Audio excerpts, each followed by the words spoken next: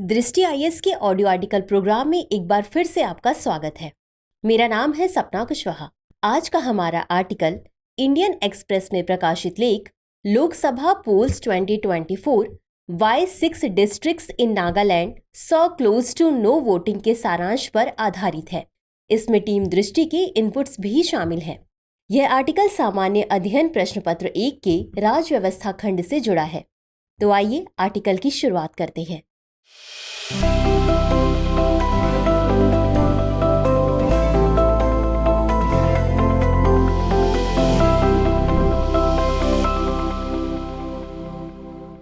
वर्तमान में देश में लोकतंत्र का सबसे बड़ा उत्सव पूरे जोरों पर है।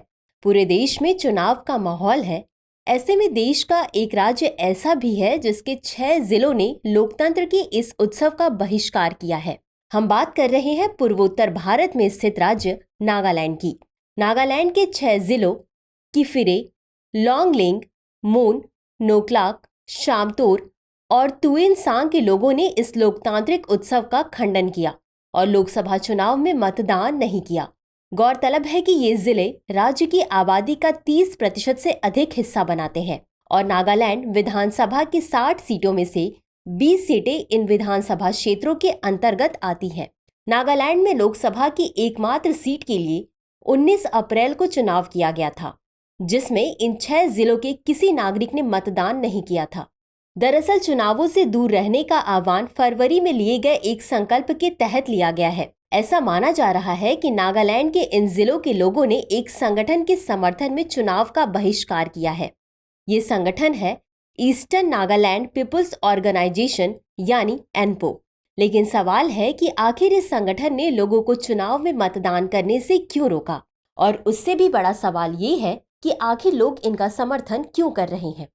दरअसल एनपो नागालैंड में सक्रिय एक महत्वपूर्ण सामाजिक राजनीतिक संगठन है जो इस क्षेत्र में जनजातियों के अधिकारों, विकास और कल्याण की वकालत करने में महत्वपूर्ण भूमिका निभाता है।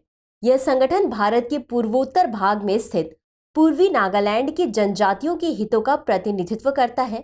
यह संगठन पूर्वी नागा जिलों में 2000 के दशक की शुरुआत से सक्रिय है।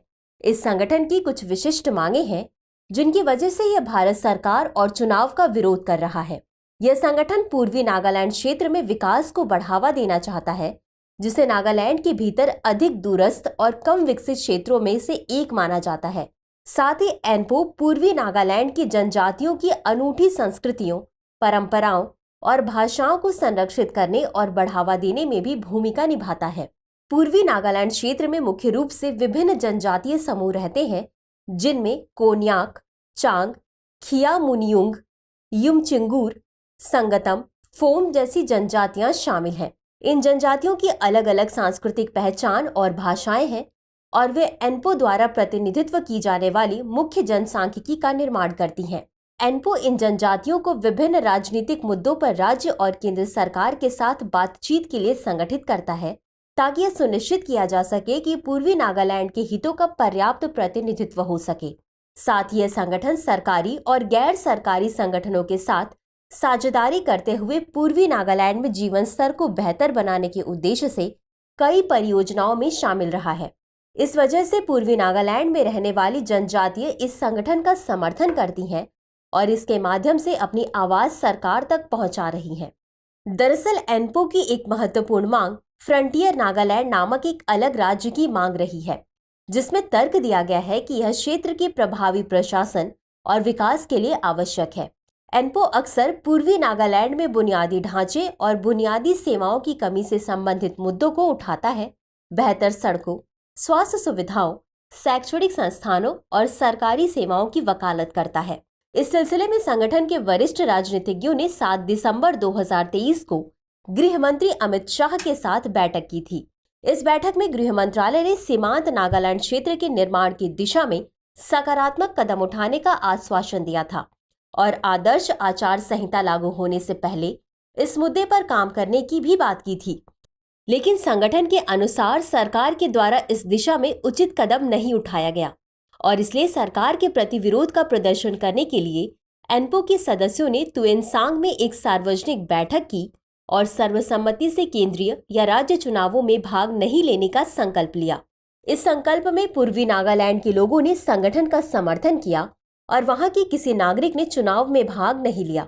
इससे पहले कि किसी नतीजे पर पहुंचे, उससे पहले ये जानना जरूरी है कि आखिर ये फ्रंटियर नागालैंड की मांग क्या है। फ्रंटियर नागालैंड, जैसा कि नाम से स्पष्ट है कि यह पूर्वी नागालैंड से संबंधित है। दरअसल यहाँ रहने वाले लोगों और राजनीतिक संगठनों का कहना है कि राज्य सरकार और केंद्र सरकार इस क्षेत्र के साथ सौतेली मां जैसा व्यवहार करते हैं। उनका आरोप है कि भारत और म्यांमार की अंतर्राष्ट्रीय सीमा पर स्थित होने के बावजूद सरकार ने इस क्षेत्र का विकास न के बराबर किया है। रणनीतिक रूप से महत्वपूर्ण यह भौगोलिक क्षेत्र आज भी विकास की दौड़ में बहुत पीछे है। साथ ही पूर्वी नागालैंड के निवासियों का ये भी कहना है कि उन्हें शासन में उचित प्रतिनिधित्व नहीं प्रदान किया गया है।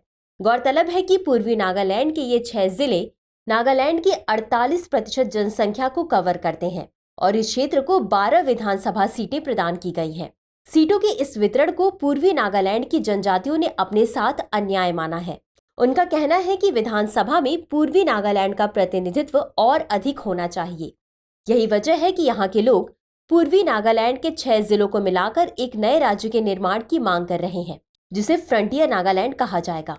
हालांकि विकास की मांग तो इनकी इस नए राज्य की मांग के पीछे का तात्कालिक कारण या सामयिक कारण माना जा सकता है। उनकी इस मांग के पीछे ऐतिहासिक कारण भी जिम्मेदार है। दरअसल पूर्वी नागालैंड में रहने वाली जनजातियों का कहना है कि देश की आजादी से पहले तक, यानी जब देश ब्रिटिश रूल के अधीन था, उस समय तक पूर्वी नागालैंड का क्षेत्र स्वायत्त शासी था। उस पर कभी किसी ने शासन नहीं किया था। वहां रहने वाली नागा जनजातियों द्वारा ही प्रशासन किया जाता था। यह भी एक वजह है कि पूर्वी नागालैंड क्षेत्र में रहने वाली नागा जनजातियां अलग राज्य की मांग कर रही हैं, जिससे राज्य स्तरीय प्रशासन पर उनका पूर्णतः नियंत्रण हो सके। मूल रूप से एनपो के नेतृत्व में पूर्वी नागालैंड ने मुख्य रूप से सरकार से 6 मांग की है। एक अलग विधानसभा, अपनी एक अलग राजधानी, पूर्वी नागालैंड के विकास के लिए केंद्र सरकार से डायरेक्ट फंडिंग, एक अलग हाई कोर्ट, एक राज्यपाल और जनजातीय सभ्यता व संस्कृति को सुरक्षा प्रदान करने के लिए विशेष संरक्षण। ऐसे में देखते हैं आगे की राह क्या हो। निष्कर्ष तौर पर कहा जाए तो चुनाव का बहिष्कार करना अपनी मांगों को पूरा कराने का सही जरिया नहीं हो सकता। मतदान प्रत्येक नागरिक का अधिकार होता है और इसमें भाग न लेना अपने अधिकार का त्याग करने के समान है। हालांकि यहाँ ये बात भी समझने योग्य है कि नागा जनजाति के लोग पूरी तरह से गलत नहीं है। अलग राज्य का मुद्दा इसी वजह से केंद्र में आया क्योंकि सरकार ने वक्त रहते इस क्षेत्र का समुचित विकास नहीं किया। यूं भी अंतर्राष्ट्रीय सीमा पर स्थित होने के कारण यह क्षेत्र रणनीतिक रूप से अधिक महत्वपूर्ण और संवेदनशील है।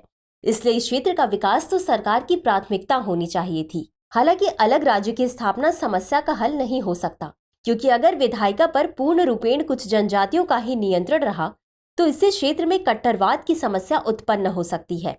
वैसे भी कई तरह की जनजातियों की उपस्थिति की वजह से पूर्वोत्तर भारत अधिक संवेदनशील है। ऐसे में सरकार को ये कोशिश करनी चाहिए कि जनजातीय समूहों को संतुष्ट रखते हुए प्रशासन में सभी की सहभागिता सुनिश्चित की जाए। साथ ही क्षेत्र का उचित विकास किया जाए। क्षेत्र का विकास होने से नागरिक सुविधाओं में तो वृद्धि होगी ही, हमारे बॉर्डर्स भी अधिक सुरक्षित हो जाएंगे और साथ ही प्राकृतिक सुंदरता से भरपूर इस क्षेत्र में पर्यटन का भी उचित विकास हो सकेगा। तो व्यूअर्स, आज की चर्चा के लिए इतना ही। चर्चा को विराम देते हुए नोट कर लेते हैं आज का सवाल। क्या अलग राज्य बनाना पूर्वी नागालैंड की समस्याओं का समाधान कर सकता है? समालोचनात्मक वर्णन कीजिए। तो आज के लिए बस इतना ही। मिलते हैं अगले एपिसोड में किसी नए टॉपिक के साथ। तब तक के लिए धन्यवाद।